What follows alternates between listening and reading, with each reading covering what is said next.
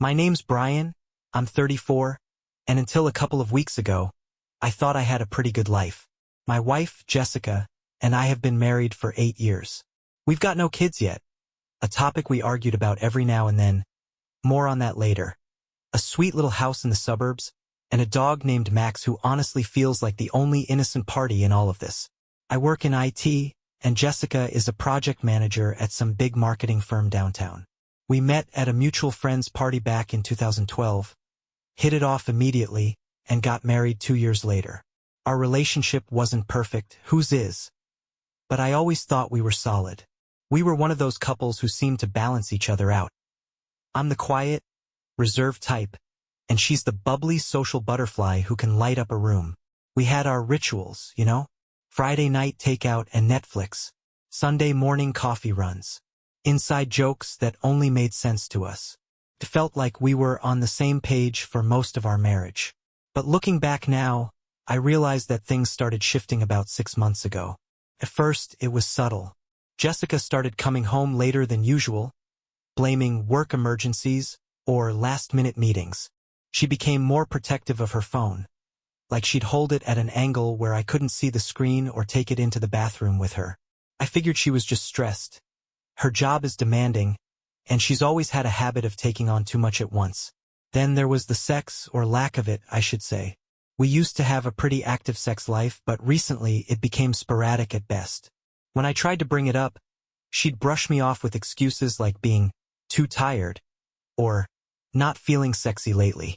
I wanted to be understanding, but honestly, I started feeling like maybe I wasn't doing enough for her. Like maybe it was my fault. I never suspected an affair. Not once. Call me naive. But Jessica was always so confident about our relationship. I mean, she'd joke about how we were the only stable couple left in our friend group. She'd post those obnoxious #couplegoals photos of us on Instagram, bragging about how lucky she was. How could I have known that behind all of that, she was lying through her teeth? The day I found out still feels like a scene from a nightmare.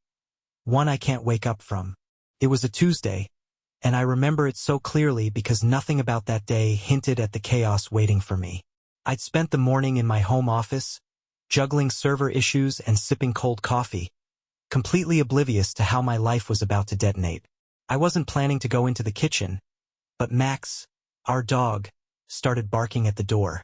I got up, thinking he needed to go out. That's when I saw it. Jessica's laptop was open on the counter, but what caught my eye wasn't the screen. It was a notification popping up in real time. A chat bubble appeared in the corner, bold and taunting. I can't stop thinking about last night. You're incredible. My body froze like someone had poured ice water down my spine. Max barked again, snapping me out of my daze. I stepped closer, staring at the screen. My pulse hammered in my ears as I saw more of the conversation. Can't wait to see you again Thursday night.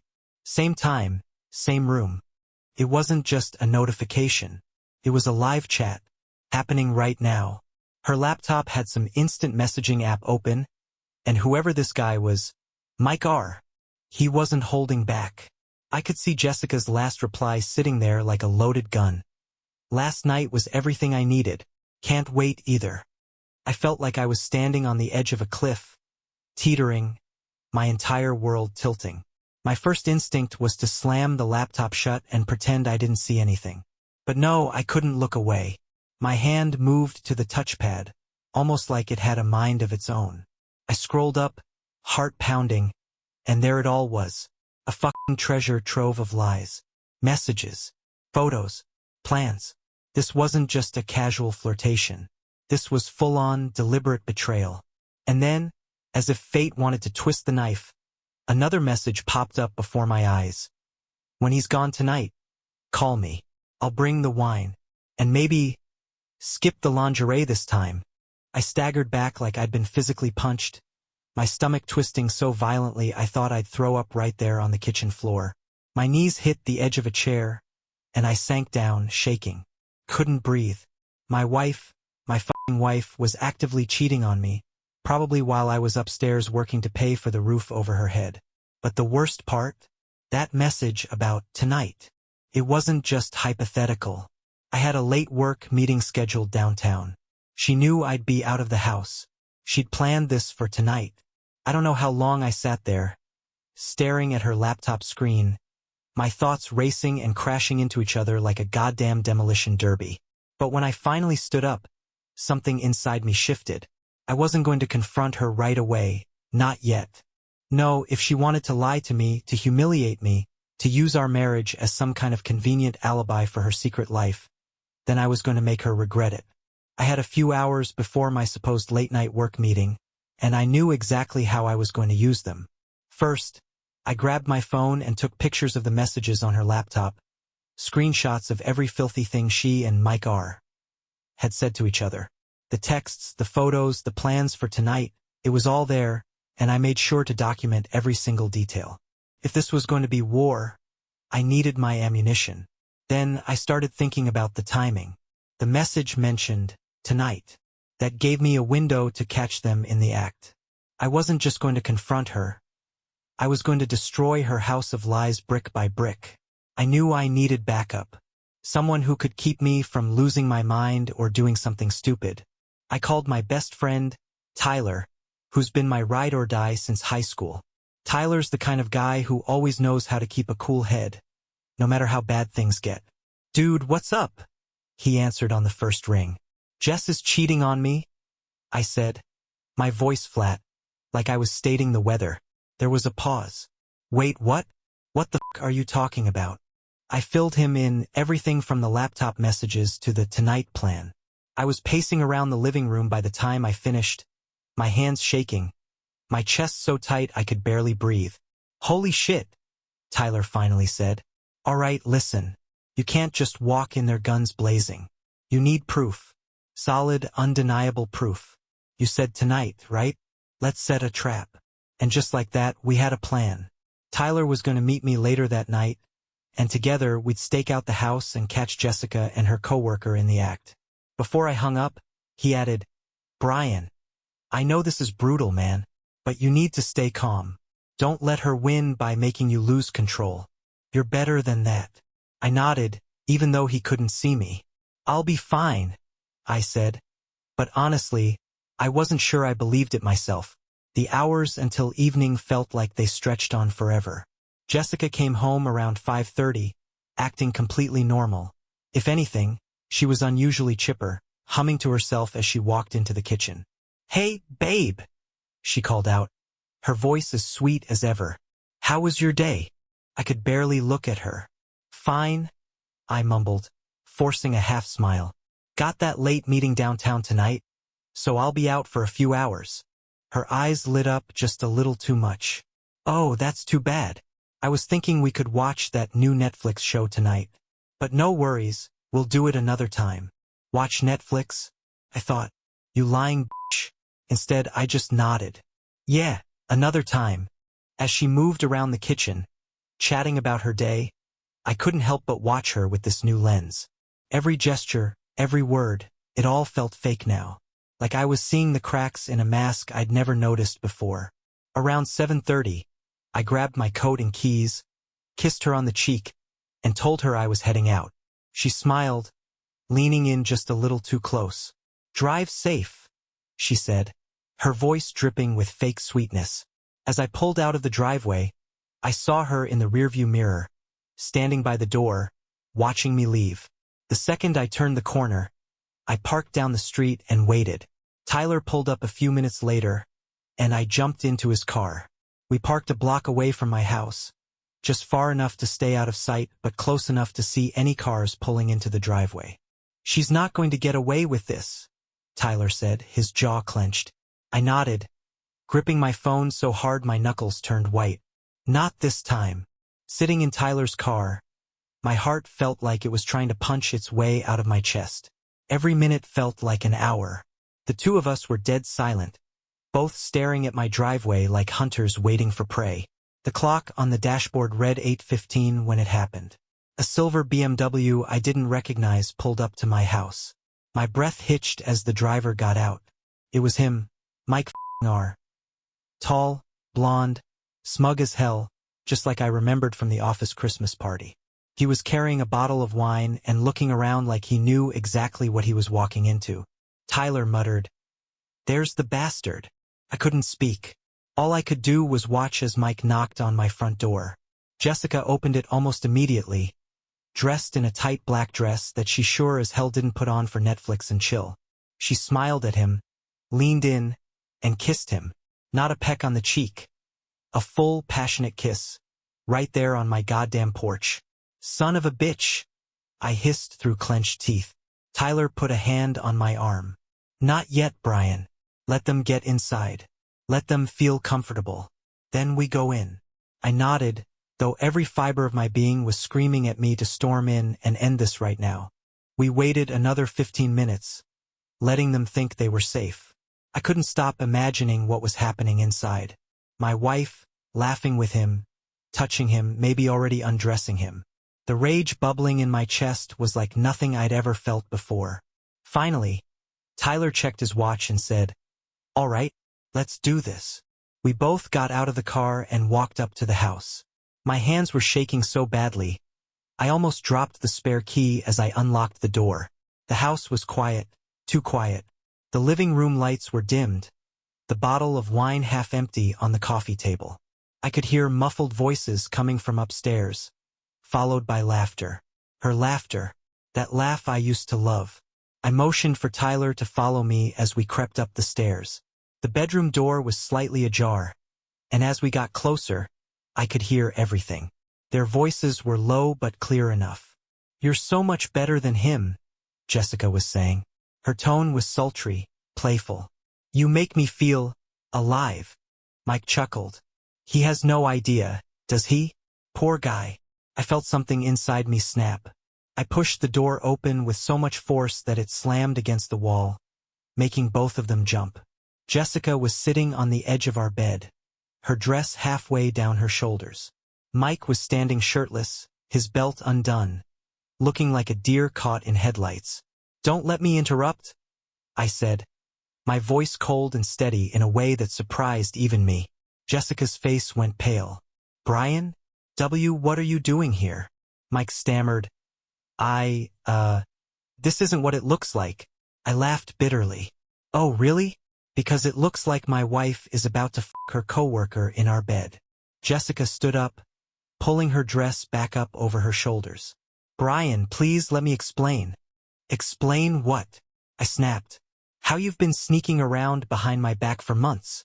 How you've been lying to my face while screwing him in hotels and now in our house." She opened her mouth, but no words came out. "And you," I said, turning to Mike, "you've got some f***ing nerve. Coming into my home, drinking my wine, touching my wife. You think I wouldn't find out?" He held up his hands, backing away. "Look, man, I'm sorry. I didn't." "Shut up," I growled, taking a step toward him. Tyler stepped in between us, putting a hand on my chest to stop me. "Brian, don't," he said firmly. "He's not worth it." I took a deep breath, trying to reel in the rage boiling inside me. "Get the f*** out of my house," I said, glaring at Mike. "Right now." He didn't need to be told twice. He grabbed his shirt and bolted, nearly tripping over himself in his rush to get out the door. Jessica tried to approach me, her eyes wide and desperate. "Brian, please. I can explain." "No," I said, my voice sharp enough to make her flinch. "You don't get to explain. You don't get to lie your way out of this. Pack your shit and get out." "Brian, I love you," she pleaded, tears streaming down her face. "It was a mistake. A mistake." I laughed, the sound bitter and hollow. "A mistake is spilling coffee on your shirt. This was a choice. Over and over again. Now get out." After Mike bolted out of the house, I stood there in the doorway of our bedroom, staring at Jessica like I didn't even recognize her anymore. She wasn't crying, no. She was wailing, a pathetic display of guilt and desperation that honestly made me sick to my stomach. The tears streaming down her face didn't move me. The sobs, the shaking, the pitiful "please let me explain" routine. It all felt hollow, like she was just putting on a performance. And honestly, I wasn't buying a single second of it. "Brian," she whimpered, clutching the edge of the bed like it would stop her world from spinning. It didn't mean anything, I swear. Please just let me explain. I was lonely, okay? You've been so distant lately, always working, always distracted. I didn't feel wanted anymore. I laughed. A bitter, humorless sound. You didn't feel wanted? You mean while I was breaking my back to make sure you had a house to live in, food on the table, and a goddamn BMW in the driveway? While I trusted you, while I loved you, you were busy feeling unwanted. It wasn't like that, she cried, her voice breaking. No, Jessica, I said, my voice icy. It was exactly like that. Don't put this on me. Don't you dare make this about me. She was shaking now, her mascara smeared, her hands trembling as she reached for me. Brian, please. I love you. I didn't want it to happen. I swear. I cut her off, stepping back like her touch might poison me. Spare me the bullshit, Jessica. You didn't slip and fall into this guy's bed. This wasn't a drunken one-night stand. This was an affair. Planned. Repeated. And don't think I don't know about the hotel visits. Her eyes widened in shock. How did you? Oh, don't act surprised, I snapped, pulling out my phone and holding up the screenshots of her messages with Mike. You left your laptop open. Guess you weren't as sneaky as you thought. She stared at the screen, her face crumbling. Brian, don't, I interrupted. Don't say another word. I don't want your excuses. I don't want your lies. All I want is for you to pack your shit and leave. Her face twisted in panic. Leave? This is my house too. Where am I supposed to go? I don't care, I said flatly. Go to Mike's place. Or better yet, go to one of those fancy hotels you two seem to like so much. But you're not staying here. Not tonight. She sank onto the bed, her head in her hands, sobbing. Brian, please, don't do this. We can fix this. We can go to counseling. I'll do anything. Just don't give up on us. Us, I said, my voice breaking for the first time. There is no us anymore, Jessica. You killed it. You destroyed everything we had the second you decided to sleep with him. I turned to leave, needing to get out of that room before I completely lost it. But before I reached the door, she said something that stopped me in my tracks. You're not perfect either, Brian, she spat, her voice suddenly venomous. Don't act like you've been some saint. You've been checked out of this marriage for months. Maybe if you'd paid a little more attention to me, this wouldn't have happened. I froze, my fists clenched at my sides. Slowly, I turned back to face her. You're blaming me? I'm just saying, she said, standing up now, her face blotchy but defiant. Maybe if you weren't so busy with work, so distant, I wouldn't have felt so alone. Do you even realize how hard it's been for me? I laughed again, but this time it was cold and sharp. You cheat on me, in my own house, and somehow this is my fault? Let me tell you something, Jessica. Lonely or not, there's no excuse for what you did. None. You're just trying to shift the blame because you can't face the fact that you ruined your own life. She opened her mouth to argue, but I didn't give her the chance. I'm done. I'm calling a lawyer first thing tomorrow. You want to play victim? Fine. But you're not playing it in my house. With that, I stormed downstairs, grabbed my keys, and walked out the front door. Tyler was waiting in the car, his jaw tight, his eyes dark with anger. She's still up there? He asked. Yeah, I muttered. But not for long. Good, he said, starting the engine. Because you deserve better than that. As we drove off, I felt a strange mix of emotions. Rage, heartbreak, humiliation, but underneath it all was something else. Something new. Clarity. The next morning I barely slept. My mind was a tornado of anger, sadness, and sheer disbelief. But I knew what I had to do. By 9 a.m., I was sitting in the office of one of the best divorce lawyers in town. Her name was Amanda Green, and she didn't mince words. Brian, I'm going to be honest with you, she said, flipping through the screenshots I'd emailed her the night before. This is a textbook case of infidelity. You've got evidence, timelines, and witnesses if needed. She's screwed, figuratively and literally. Her bluntness was exactly what I needed. I told her about the house, our joint accounts, and the fact that Jessica had no idea I'd already contacted a lawyer. Amanda smirked.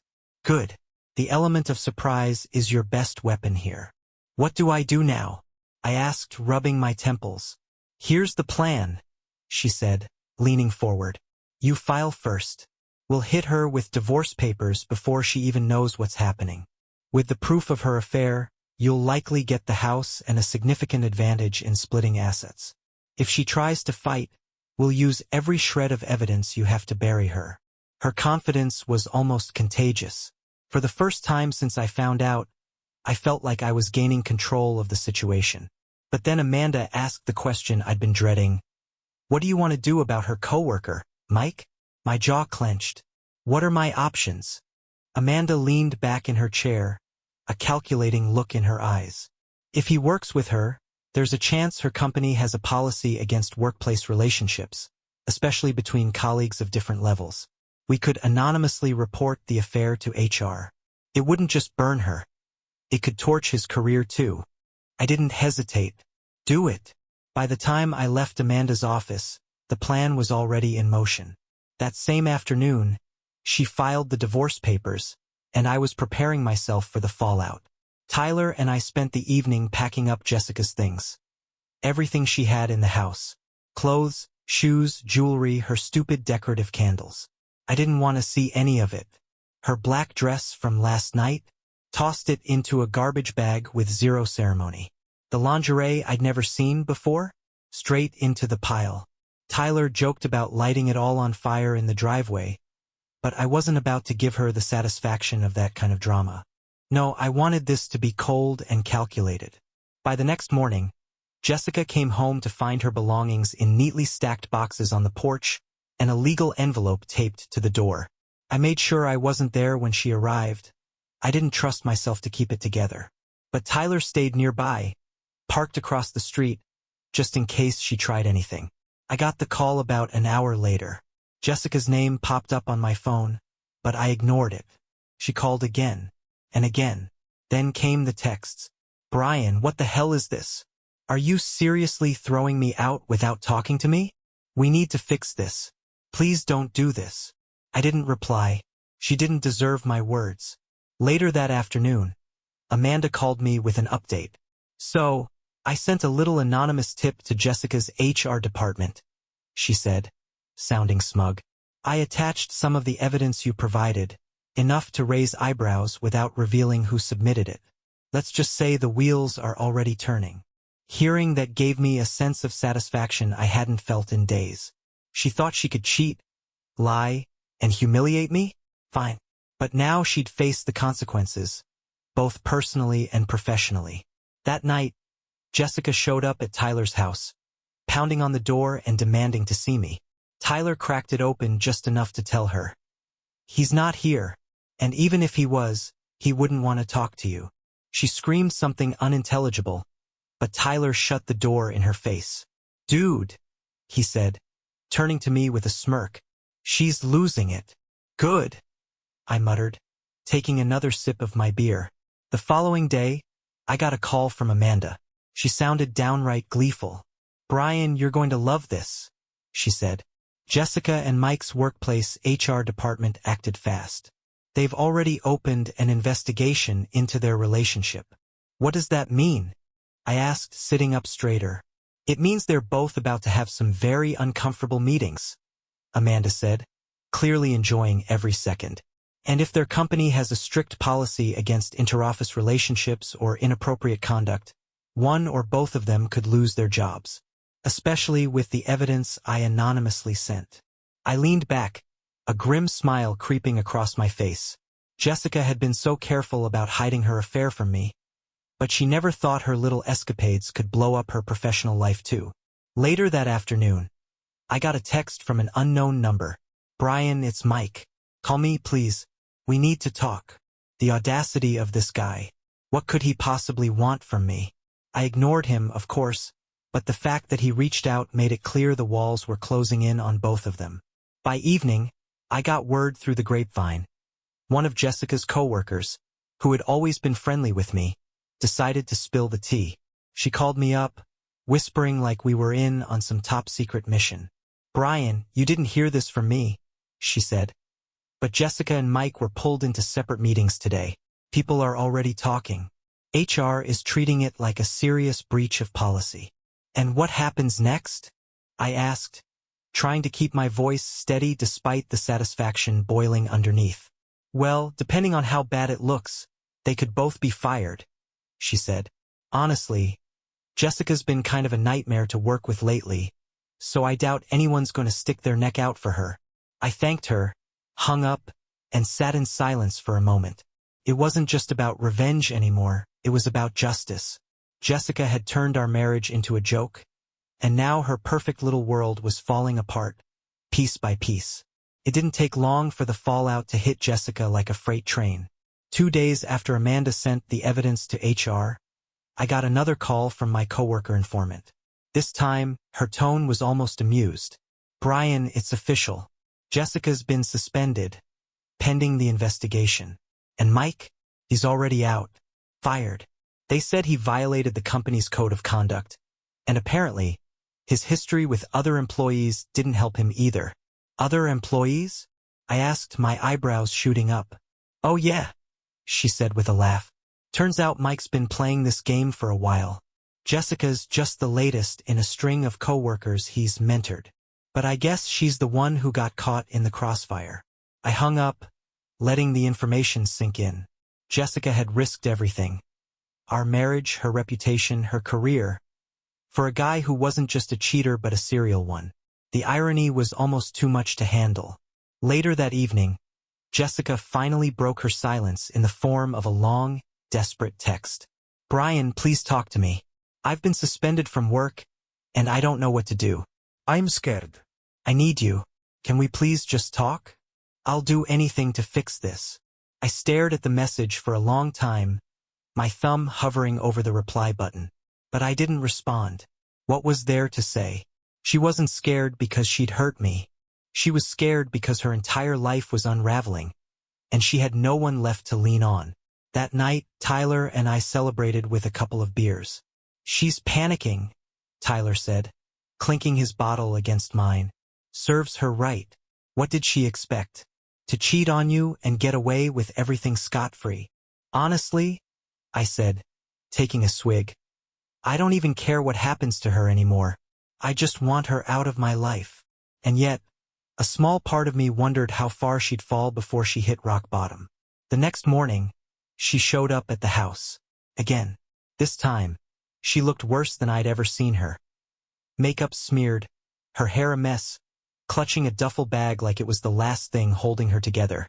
"Brian, please," she begged, standing on the porch as I stared at her through the front door. "I have nowhere to go. Please, can we just talk? I'll explain everything. I'll do anything to make this right."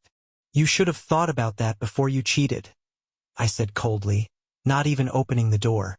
"Go stay with Mike." "Oh wait, he doesn't have a job anymore either. Does he?" Her face crumpled, and for the first time I felt nothing. No anger, no sadness, just nothing. "Brian, I made a mistake," she whispered, tears streaming down her face. "I know I don't deserve your forgiveness, but I love you. I still love you." "Too bad," I said flatly. "I stopped loving you the second you threw our marriage away. Goodbye, Jessica." And with that, I closed the door in her face. After slamming the door on Jessica, I stood there for a moment, staring at it, almost expecting her to knock again. But she didn't. Instead, I heard the sound of her car door slamming and her tires screeching as she sped off. I thought that might be the last time I'd see her for a while, but I was wrong. That evening, my lawyer, Amanda, called with an update. "Brian, I just got word from Jessica's attorney," she said, her voice sharp with amusement. "She's trying to negotiate a settlement to avoid this going to court. Looks like she knows she's losing." "What's she asking for?" I asked, gripping the phone tightly. "Primarily, she's pushing to keep her half of the house and avoid any financial penalties from the divorce. But here's the kicker. She's also requesting that you stop digging into her work situation. Apparently, She knows you're behind the HR investigation. I laughed bitterly. She has some nerve. What do? We hold the line, Amanda said confidently. I've already drafted a counterproposal. You'll get the house, full control of shared assets, and she'll get, well, not much. Considering her infidelity, she doesn't have a leg to stand on. Good, I said. Make it happen. The next morning, I received a message from my coworker informant at Jessica's job. You're not going to believe this, she said. Jessica showed up to the office today, and it was a total meltdown. She was crying, screaming at HR, saying the whole investigation was unfair. Security had to escort her out. I couldn't help but smirk at the thought. Jessica had always carried herself like she was untouchable, but now the cracks were showing, and everyone was seeing her for who she really was. That same day, I decided to take it a step further. I reached out to a mutual friend, someone Jessica had always confided in, a woman named Lauren. I wasn't close to Lauren, but I knew she was the type to spill tea if the pot was boiling over. When I called her, she hesitated at first, but eventually, she broke. Brian, I didn't know how to tell you, she admitted, her voice heavy. Jessica's been seeing Mike for months. I told her to stop, but she wouldn't listen. She said she needed the excitement. Excitement, I said, my voice shaking with anger. She ruined everything for excitement? Lauren sighed. I'm sorry, Brian. She told me she felt like your marriage was stagnant, but this is all on her. You didn't deserve any of it. Hearing it confirmed from someone else was a gut punch, but it also lit a fire in me. I wasn't just going to let her walk away from this. By the time the divorce proceedings started moving forward, it was clear that Jessica was running out of options. Her suspension from work turned into a full termination, and Mike? Word had spread that he wasn't just fired. He'd been blacklisted in the industry for his pattern of behavior. Meanwhile, I had the house entirely to myself. I changed the locks and gotten a restraining order after Jessica showed up drunk on my porch one night, crying and begging to talk. Tyler had helped me paint the spare bedroom to get rid of anything that reminded me of her, and every day, I felt lighter. But the biggest moment came when Amanda called me one last time. Brian, the divorce settlement is finalized, she said, and I could hear the satisfaction in her voice. You get the house, 70% of the assets, and she's responsible for covering the court fees. We won't have to go to trial. Wait, she agreed to all that? I asked, stunned. She didn't have a choice, Amanda replied. Her attorney knew that if this went to court, the judge would tear her apart with the evidence we have. She just wanted to cut her losses. Hanging up the phone, I felt something I hadn't felt in weeks. Peace. This whole nightmare was finally over. But I wasn't done just yet. I took some of the screenshots from Jessica's affair, the least explicit ones, and anonymously sent them to her family. I didn't do it to be cruel. I did it because I wanted them to know the truth. I wasn't going to let her spin the narrative that I was some distant, unloving husband who drove her into Mike's arms. Unsurprisingly, the fallout was swift. Her parents, who had always been kind to me, called to apologize for her behavior. Her siblings unfollowed her on social media. Even some of her friends cut ties. Jessica was officially on her own. And as for me, I started therapy, both to process the betrayal and to make sure I didn't carry the scars of this mess into my next relationship. The day Jessica officially moved out of my life, for good, wasn't marked by any dramatic moment. It was just quiet, peaceful, like the end of a long, exhausting storm. After everything was settled, divorce finalized, assets divided, house legally mine, I stood in what used to be our shared living room, now just my living room. It felt lighter, like the weight of her lies had finally been lifted. I had my life back, and for the first time in months I could actually breathe. Jessica tried to reach out a few times after the divorce was finalized. She sent a couple of emails saying she wanted to talk and clear the air. I deleted every single one without reading. There was nothing left to say. As for her, the last I heard, she was couch surfing between friends and family, trying to find another job after being blacklisted in her industry. Mike had disappeared. Rumor had it he left the city after everything blew up. Poetic, really. Two liars with nothing left to cling to but each other's failures. But my life was already moving forward. I poured my energy into rebuilding myself piece by piece. Therapy helped more than I expected. My therapist reminded me that what happened wasn't a reflection of me. It was a reflection of her. Jessica's actions were her choice, her selfishness, her failure to appreciate what we had. It wasn't my fault, and I refused to let her mistakes define my future. Tyler stayed by my side through it all. He dragged me out of the house when I needed it, introduced me to new people, and kept reminding me that life wasn't over. A few months after the divorce, I finally felt ready to dip my toes back into dating. Nothing serious at first, just casual meetups, coffee dates, conversations with people who made me smile again. And somewhere in all that, I started to realize something. I wasn't broken. Hurt, sure, but not broken. If there's one thing I've learned from all of this, it's that trust is fragile, but resilience is stronger. Jessica may have shattered the trust one had in her, but she didn't shatter me. To anyone reading this who's going through something similar, my advice is simple. Don't let their betrayal become your identity. Feel the pain, process it, but don't let it consume you.